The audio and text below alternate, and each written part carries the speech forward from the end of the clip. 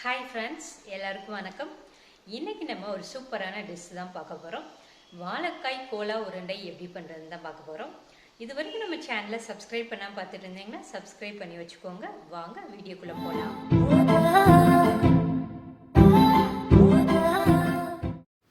வாழைக்காய் கோலா உருண்டை பண்ணுறதுக்காக நான் 2 வாழைக்காய் எடுத்திருக்கேன். 2 வாழைக்காயும் 2 ஓரத்துலேயும் கட் பண்ணி எடுத்துக்கலாம்.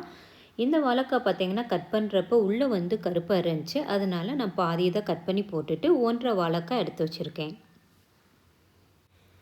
வாழைக்காயை வேக வச்சிடலாம். அடுப்பில் ஒரு குக்கர் வச்சுட்டு அதில் வாழைக்காயை போட்டுட்டு இதில் தண்ணி ஊற்றிடலாம். வாழைக்காய் முங்குற அளவுக்கு தண்ணி ஊற்றி இதை குக்கர் மூடி வச்சு 3 விசில் வர வரைக்கும் நம்ம வேக விட்டுறலாம். 3 விசில் வந்ததுக்கப்புறமா நம்ம ஸ்டவ் ஆஃப் பண்ணிடலாம். வாழைக்காய் வேகிற கேப்பில் நம்ம கோலா உருண்டைக்கு தேவையான மசாலா பொருட்களை அரைச்சிடலாம். ஒரு மிக்ஸி ஜாரில் 1/2 ஸ்பூன் சோம்பு, 1/2 ஸ்பூன் மிளகு, 1 ஸ்பூன் சீரகம், 4-5 பல் பூண்டு, ஒரு சின்ன துண்டு இஞ்சி, ஒரு சில் தேங்காயை பொடிசாக கட் பண்ணி வச்சுருக்கேன், அதை போட்டுடலாம். 1/4 கப் பொட்டுக்கல்லை எடுத்து வச்சுருக்கேன், அதையும் போட்டுடலாம். இந்த பொட்டுக்கல்லை தான் நம்ம உருண்டை பிடிக்கிறதுக்கு ஒரு நல்ல பைண்டிங் ஏஜெண்ட்டாக ஆக்ட் பண்ண போகுது. அதனால் பொரியலில் போட்டுக்கலாம். அடுத்து ஒரு பட்டை, 2 கிராம்பு, ஒரு ஏலக்காய் போட்டுட்டு இது எல்லாத்தையும் நல்லா அரைச்சிட்டு வந்துடலாம். இந்த மாதிரி கொஞ்சமாக தண்ணி ஊற்றி நல்லா குறக்குறப்பாக அரைச்சி எடுத்துக்கோங்க. அப்போ தான் நம்ம உருண்டை பிடிக்கிறதுக்கு கரெக்டாக இருக்கும். அடுத்து நம்ம வேக வச்சுருந்த வாழைக்காய் வெந்துருச்சான்னு பார்க்கலாம். 3 விசில் வந்துருச்சு. குக்கரில் ஸ்டீம் போனோடனே நம்ம ஓப்பன் பண்ணி பார்த்துடலாம். பாருங்கள், வாழைக்காயெல்லாம் சூப்பராக வெந்துருச்சு. வேக வச்சுருந்த வாழைக்காயை தோலை ரிமூவ் பண்ணிவிட்டு வாழைக்காயை மட்டும் ஒரு பவுலில் மாற்றிடலாம். வாழைக்காயை நல்லா வேக வச்சுருக்கிறதுனால தோல் அழகாக உரிக்க வந்துடும். இது நல்லா சூடாக இருக்கிறதுனால இந்த மாதிரி ஒரு கரண்டியை வச்சு நல்லா மேஷ் பண்ணி விட்ருங்க. நம்ம ஆறுனதுக்கப்புறம் பசைஞ்சோம்னா கையிலேயே அழகாக பசைய வரும். இது சூடாக இருக்கிறதுனால நம்ம கரண்டியில் இந்த மாதிரி மேஷ் பண்ணி வச்சுக்கலாம்.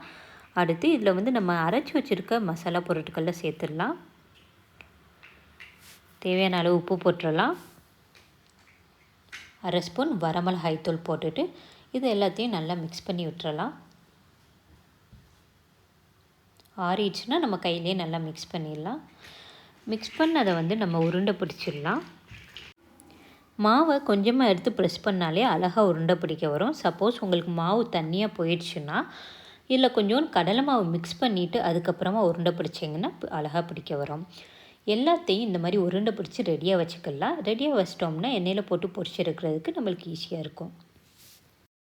அடுப்பில் ஒரு கடாய் வச்சுட்டு எண்ணெய் ஊற்றி எண்ணெயை நல்லா காய வச்சிடலாம். எண்ணெய் நல்லா காஞ்சதுக்கப்புறமா நம்ம உருட்டி வச்சுருக்கிற உருண்டையை ஒன்று ஒன்றா மெதுவாக போட்டுடலாம். உருண்டையை போட்டு உடனே கரண்டியை வச்சு கிளறி விட்டுறாதீங்க. உருண்டை கொஞ்சம் வேகட்டும், அதுக்கப்புறமா கிளறி விடுங்க. இல்லாட்டினா உருண்டை உடஞ்சிட்டு வந்துடும். உருண்டை கொஞ்சம் வெந்துடுச்சு. இப்போ நம்ம எல்லா பக்கமும் திருப்பி விட்டு வேக விட்டுறலாம். நம்ம வேக வச்ச உருண்டை எல்லாமே நல்லா வெந்துருச்சு. இதோட கலர் பார்த்திங்கனாலே தெரியும். நம்ம போட்டப்போ இருந்த கலருக்கும் வெந்ததுக்கப்புறம் இருக்கிற கலருக்கும் பார்த்திங்கனாலே நல்ல டிஃப்ரென்ஸ் தெரியுது. வெந்ததுக்கப்புறம் இந்த மாதிரி ப்ரௌன் கலரில் வந்துடும்.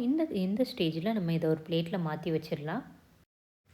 சுவையான வாழைக்காய் கோலா உருண்டை சூப்பராக ரெடி ஆயிடுச்சு. இது பார்த்திங்கன்னா நான்வெஜ் டேஸ்ட்டில் சூப்பராக இருக்கும். நீங்களும் இதே மாதிரி செஞ்சு பாருங்கள். செஞ்சு பார்த்துட்டு எப்படி வந்துச்சுன்னு உங்களோட கமெண்ட்டை என்னோட ஷேர் பண்ணுங்கள். தேங்க்ஸ் ஃபார் வாட்சிங்.